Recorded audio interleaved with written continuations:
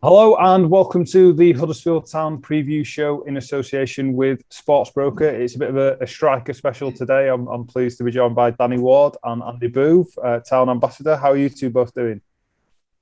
Yeah, all right, mate. Yeah, not bad. Good. Wardy, if we start with you, because it's the morning after the night before, so to speak, after that Birmingham game. It was a frustrating one. We were saying on the extra time show because we had so many chances to win the game, and the refereeing was a little bit frustrating, and Birmingham had clearly come for a point and got what they wanted, and fair play to them for that. How has it been the day after recovering with the lads? Has that been the talk that's in the dressing room as well? Yeah, definitely. I mean, you hit the nail on the head. It was a frustrating game. We've reviewed some of the game and showed from their chances they didn't really have many good chances, to be honest. It shows obviously we defended really well.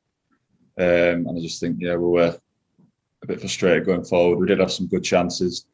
If we score early on, it's a completely different game. But we knew what Birmingham were going to do when they came. I was going to play the long ball, route one. Yeah. Which I said before, we dealt with really well. Did you kind of take that as a good sign? Because, possibly last season we'll have seen that as a point gained, whereas this year the mood is more that's 2 points dropped without being overly negative about it. Yeah, well, it just shows the confidence that we've got as a team. It shows that the times where we need to dig in and grind out the results, even if it's just for a point, we can definitely do that. But it just shows the confidence we've got as a team that we've had over the last couple of games. Boothy, from your experience, playing up top for Town and everything, when chances are few and far between, and when you're hitting the post and things like that, is it just irritating that all your good work isn't being rewarded? Are you sort of just looking for a lucky break and hoping that sort of a good chance comes your way? Yeah, it is. It is so frustrating, and obviously the players last night, it weren't for the want of trying. They couldn't have done much more. Yeah, we had a few chances, but it wasn't as though we missed the chances. It was just down to unlucky. Like obviously Fraser hitting the crossbar, Lewis O'Brien putting unlucky when a great turn and just putting it wide. So I think he just summed up the very last minute once when Fraser's a shot from 20 yards and it's cracked against the post. And then you think, well, it wasn't our night and it wasn't going to be.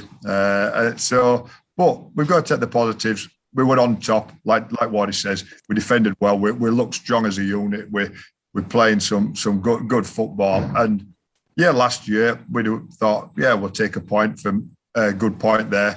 I think we probably all came away thinking it's 2 points dropped, but 4 points out of two home games, you'd take it. So I think we've got to be happy with the last two games, and then really the pressure's off us on Saturday. We've got us points for this week. Anything we get at Bournemouth is a massive bonus.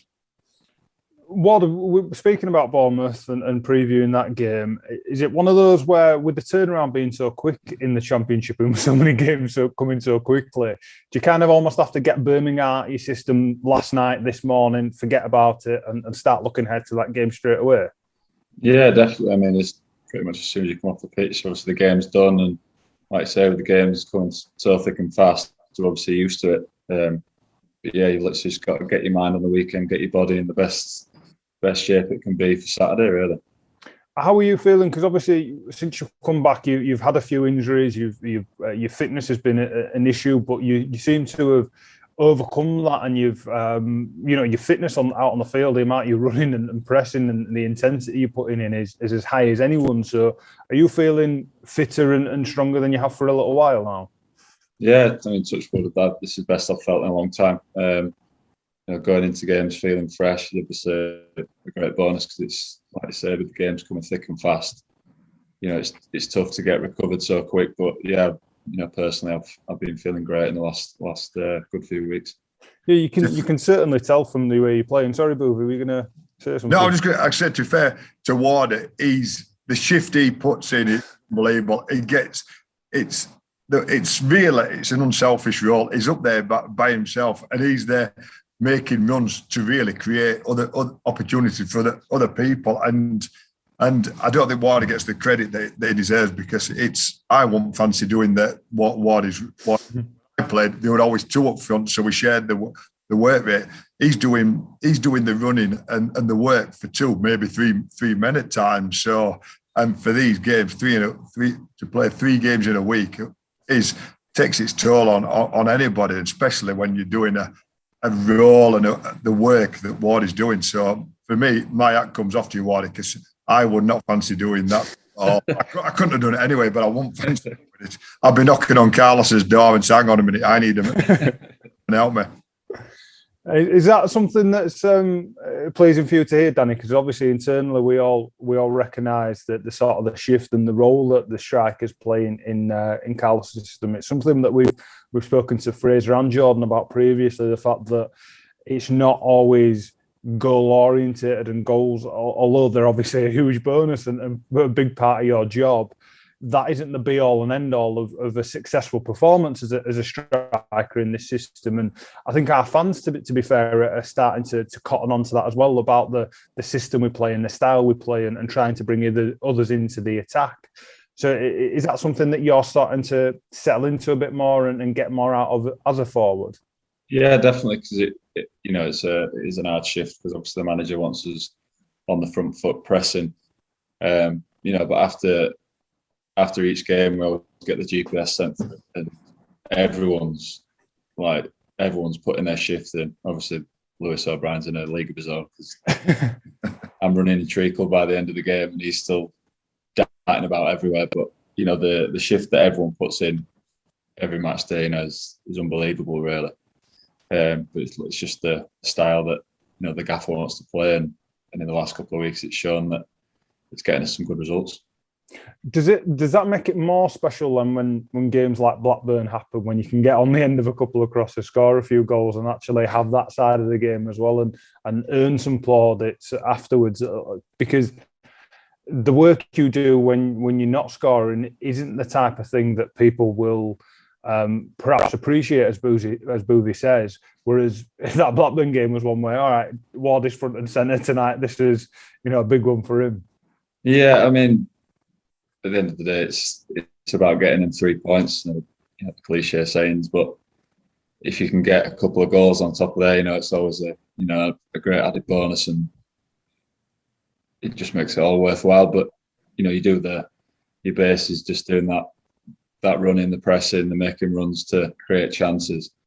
But like I say, obviously to get on the score sheet a couple of weeks ago, was fantastic. Boothy, as your career progressed, obviously you didn't score as high a clip as you did when you were younger, and you sort of your first stint at Town and everything. Your role slightly changed, even though you did have a partner up top and everything. So did you learn to sort of get your kicks out of more assists and being part of the build-up a little bit more than scoring? Did you learn to appreciate different parts of your game as your sort of role changed as well? Yeah, definitely. Yeah, you adapt as you get older. And I remember watching Wardy when he first came from Bolton, and I was the same as a young lad. It's all about scoring goals, and it's all, especially when you're up front. And then when you get older, you realise it's not all about yourself, and it's a team game. And like Wardy said, end of the day, don't matter who scores. It's the 3 points is the most important thing. So but you ask it. You adapt to how the manager wants you to play, and obviously how Wardy plays is how Carlos wants the team to play. So I did my end of my career. It's always nice to score goals as a striker, but you realise it's not the be all and end all, and your performance is more important. As long as you're doing a shift and working hard for the team, and the manager keeps giving you that shirt, you're doing something right. So as a striker, it's not always about scoring goals, and that's what you do learn the older you get. This is something I want to pick up in a second with you, Wardy, but while you're on about being unselfish and putting a shift in, Boothy, I think that's a good point to bring the Worthington Walk in, because we've had that last week, 22 miles that fans walked. I think best part of 150 of them from Ellen Road to the Shea, and then back here before the weekend's game. sort of, can you sum that experience up for us? Because obviously, as part of your role as ambassador, you were there signing them in at, I think, 4:30 in the morning, if not earlier. The effort that they all put in, people of all ages, the amount of money. I think the last time we saw a total, it was over 35,000, and that was rising quite rapidly. Is that sort of a sign for you as part of your role, something else that the club should be proud of off the field and a sign of who we are as a club? Definitely, yeah. It just shows how special the club is. On the fields, the most important thing, getting the results and that, but the off-the-field activities that the club do, I think it's head and shoulders above a lot of other clubs. We've done it for the last 11, 12 years. I know you mentioned the walk, but with Pedal for Pounds, the bike ride, we've raised nearly, in total, probably way over £2.5 million for the Yorkshire Ambulance and various other local charities. And there's not many clubs can say that. So, yeah, we're proud of the players and the team on the pitch, but we should be proud of this club as well, because to have 150 supporters, do a 22-mile walk, getting up at 3 o'clock in the morning to set off to Ellen Road, they must be mad. They must be. But they're doing it for a great cause, two fantastic charities, but they're doing it to be associated with a football club and to represent the football club as well. And obviously, I had to speak to Leeds United and Halifax, and like to thank them for their support. But they think it's brilliant what the work that Huddersfield does in the communities. And I'm lucky as well. I never ever wanted to go into coaching, go into management. But I still want to be part of the football club. So to be able to do all the nice stuff and see the supporters, see the players on a day-to-day basis as well. I'm lucky to do the role I do, and I love it. And doing that lap of honour, and you see what it means to them fans where what a tough walk. It really was hard. It's 22 miles up and down hills, getting out of Halifax after 19 miles. I don't know how they all did it, but then doing the lap of honour and seeing the acknowledgement they got from all four sides. I thought the whole fans were brilliant as well. But for all the Huddersfield fans to acknowledge the achievement, what they all did, a few of them had tears in their eyes. It meant so much, and that's our club. That's the club that we all love and we all support. That's really nice to hear, Boothy. When we do stuff like this, Wardy, when we've got these sort of initiatives on and the fans are getting so involved and raising money for charity and everything, does that get its way back to you guys in the first team? Are you guys aware of what's going on, especially when they're doing stuff like the lap of honour before the games and everything? Are you guys aware of everything that the club's doing? And is, having recently come back, is that one of the reasons why coming to a club like Huddersfield perhaps means a little bit more than just going to somewhere that isn't as community focused? Yeah, definitely. I mean, even after the first time, obviously a lot of my friends support Huddersfield, a lot of family do. This is from Huddersfield, and I've always wanted to come back home, but to come back to the town where I live, it's brilliant. Obviously, all the stuff that goes on off the pitch, is brilliant. Walking, it's a long old way, and like I say, getting up at 4 a.m. to have so many people doing it, it's brilliant. And it's just a great thing for a club to be doing, because like Boothy said, there's not many other clubs that do so much of that kind of stuff off the field. What would you rather do, Wardy? 22 miles, Halifax, Leeds, Huddersfield, or 90 minutes doing it up front for Carlos? I'll answer that for him, Raj. He probably does more miles on the pitch for Carlos than he miles walk. But I think Wardy will be a bit modest. Quite a few of the players sponsored. Obviously, Phil as chairman did the walk, and it was his idea to do the Worthington Walk, obviously in memory of one of our greatest ever players. So a lot of the players sponsored Phil to do the walk. So yeah, they know about it, and they always get behind whoever's taking part from the club and support them. Oh, that's good to hear. That's good to hear. If we get back on, sorry, after that little diversion, if we get back onto the footballing side of it, I think one of the nicest things I've heard from the squad this year is when I was speaking to Fraser the other week, and I was asking him about the dynamic between sort of yourself, Jordan, him, the lads playing up front, because you're all in your 30s now, more experienced than the younger lads might be. Sorry. But you're all each other's biggest fans, and he was saying, after you scored against Blackburn, there was nobody happier than him for you. Is that sort of something that goes between the three of you? Because obviously we were speaking off camera before, and you were saying how nice it is to play with Jordan again, and you can't wait for him to be back involved as well. Yeah, definitely. I mean, when Fraser had his first chance, we were nearly on the pitch, and then when he's rattled the post with his 25-yard strike, I was nearly on the pitch, because. Like I said, at the end of the day, we want to win games, and I'll be one of the happiest guys on there if Fraser bagged that winner. So to have that, between the strikers is brilliant, because I've been at a few teams where there's been a bit of bitterness if one of the other players is doing a lot better than the other, and I just don't think it's the right way to go about it. I think you're more successful if you're all working together, and there's going to be times where there's 3 game weeks, and you're not going to play every game, and there's going to be rotation. So to have that, that dynamic between us has been brilliant. It's interesting you mentioned. Sorry, Raj, I'll just go on there. That's what we're talking about. Lads being in the 30s, and you feel that, don't you? When I can remember when I was early 20s, and that all I wanted to do was score goals. I didn't want, if I were out of the team or injured and that, the last thing I wanted were a striker coming in to take my place. But when you get to 30 plus like you, Jordan and Fraser, you want everybody to do well, don't you? And you realise the team's more important than your own individual performances.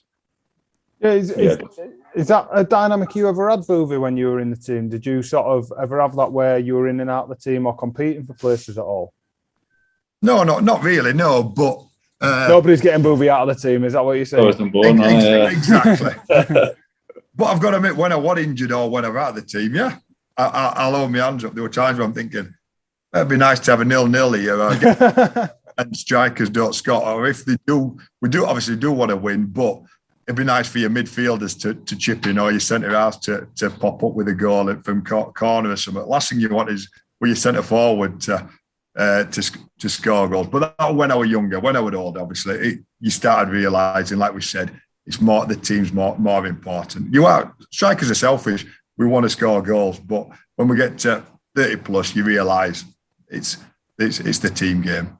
Yeah, we were talking, Wardy, before we started recording about the 2011 playoff against Bournemouth, and both you and Jordan were involved, and that were a crazy game.